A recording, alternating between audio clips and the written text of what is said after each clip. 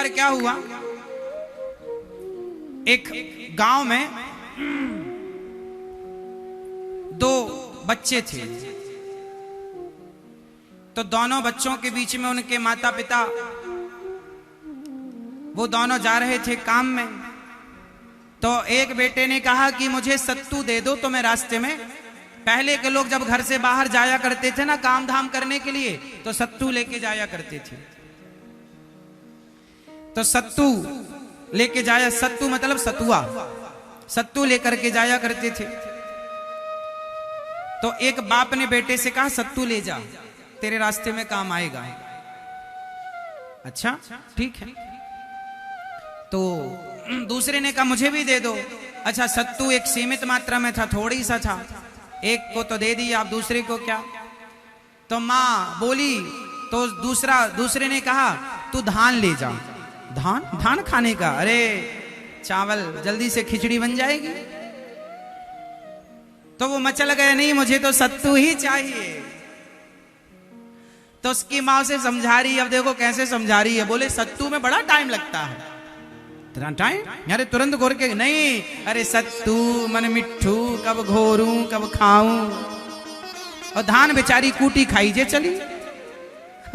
धान बेचारी कूटी खाई, कूटी खाई जमन जानते हो? धान बेचारी कूटी मतलब कूटो पहले तो छिलका उतरेगा, फिर बचेगा चावल, फिर खाई मतलब पका के खाओ, जे चली मतलब चलो।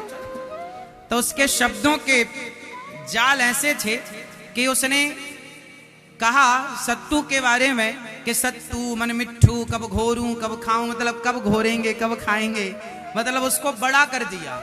और धान जो बड़ा था उसमें झंझट, उसको शब्दों से छोटा कर दिया। तो ये माँ ने उसे समझाया। और कहने का तात्पर्य ये हुआ कि ये शब्दों का जाल है। बाकी सच्चाई ये है कि सबसे जल्दी तैयार होने वाली डिश, सबसे जल्दी तैयार होने वाला प्रसाद सत्तू का, बढ़िया तुलसी का पत्ता डालो। अब गर्मी में सत्तू खाया जाता है। पहले का बाजार का सत्तू ना ठीक नहीं होता। हम तो कहते हैं घर में जो दादी बनाया करती थी, नानी बनाया करती थी, बढ़िया भूंज के जीरे डाला करती थी, वही सत्तू अच्छा हुआ करता था। आप में से कितने लोग सत्तू खाना पसंद करते हैं?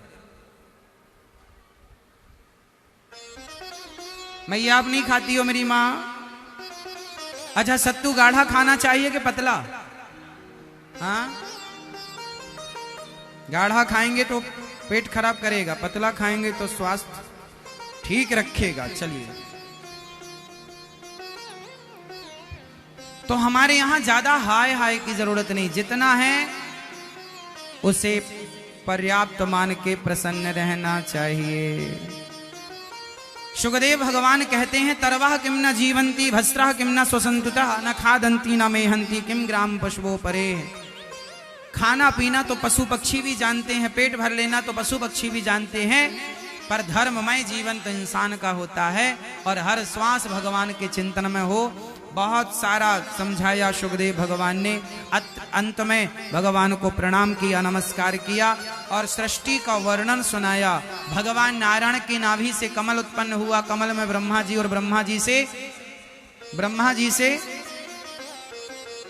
सनकादि उत्पन्न हुए। फिर अंत में इन्हीं ब्रह्मा जी के शरीर से मनु और शत्रुपा का प्राकट्य हुआ। मनु और शत्रुपा की 5 संतानें हुई, 3 बेटियां और 2 बेटे।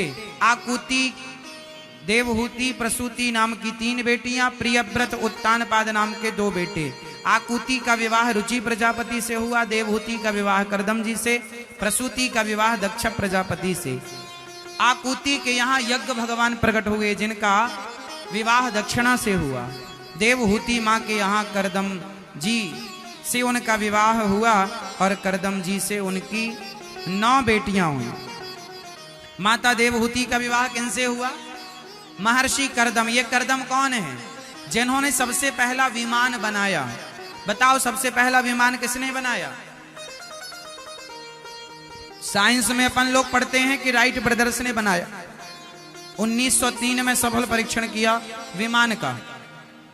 जबकि हमारे ऋषि मुनियों ने सबसे पहला विमान बनाया करदम जी ने, जिस विमान का नाम था कामक विमान। फिर उसके बाद में दूसरा विमान बना पुष्पक विमान, जो विमान रावण के पास था, जो कुबेर का था, रावण ने छीन लिया था, कुबेर का विमान। हाँ या ना? कौन सा विमान? पुष्पक विमान। मतलब हमारे वेद पुराण कितने साइंटिफिक हैं, जिनमें विमानों का जिक्र है। उड़ने वाला कोई यंत्र होता है। हमारे वेद पुराण में कितना बड़ा साइंस है। एक साइंस बताऊं आपको? बताओ, गांधारी के 100 बच्चे कैसे पैदा हुए थे? आप बताओ। नहीं पता? आप बताओ। नहीं पता? आप बताओ। आप बताओ। आप बताओ मैया। हाँ?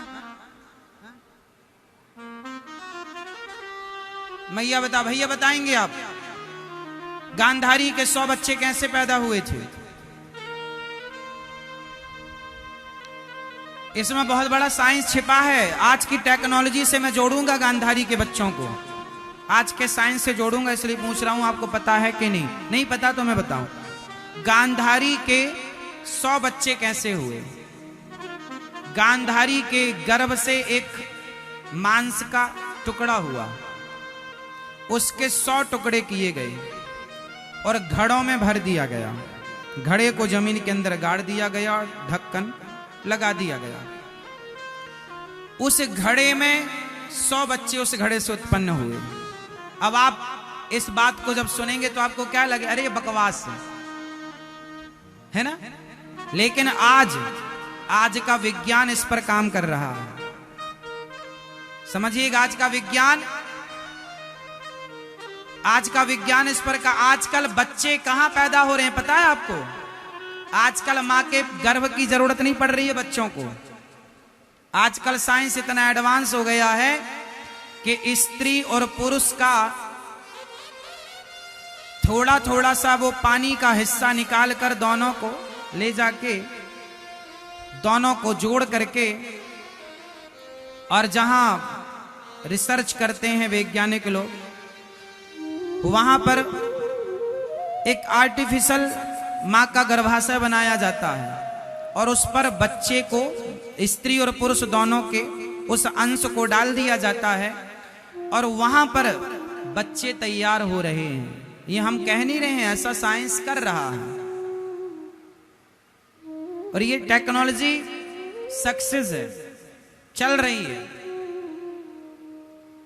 अब उसमें आप चाहें, अब ये भी सिस्टम आ गया है कि आप जैसे चाहे बच्चे वैसे पैदा हो सकते हैं। लड़का चाहे लड़का, लड़की चाहे लड़की, गोरा चाहे गोरा, सांवला चाहे सांवला, मतलब उस प्रकार से तैयार हो सकते हैं। तो वो क्या है? एक प्रकार का वो सिस्टम वही तो घड़े वाला है कि स्त्री पुरुष का निकाल करके उनका अंश और दोनों को जोड़ करके और तैयारी।